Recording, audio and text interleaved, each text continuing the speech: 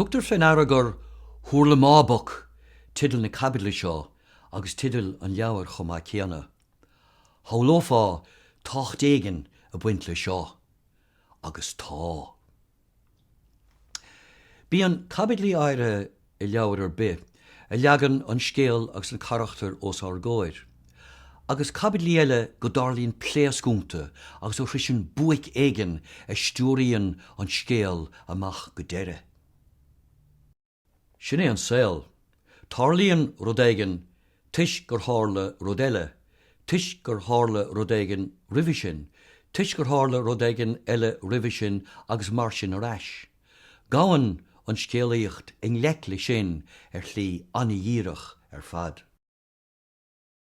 Colam ar íst ábhar na cabidla seo. Tagann sé bhaile agus tugann sé airgid dá bháthir. Tagann an tathir a bhaile. Fecinn sé an tairgid.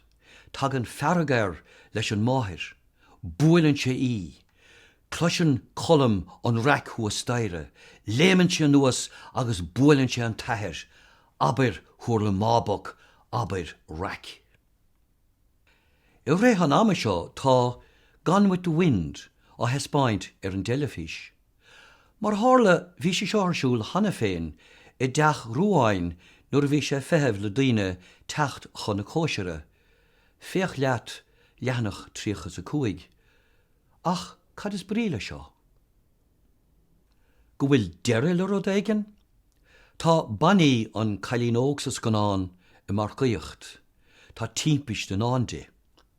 An é sin é, nó Frankly dear, I don't give a damn, lína dheirg an scanáin.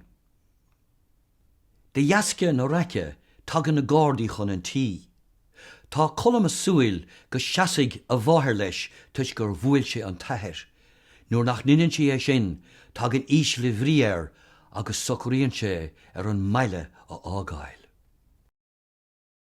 Tagan lige ar an ahir agus tógtar amach ar thíntáin é. Caig colam é ló, caig sé é ló, caig sé é ló.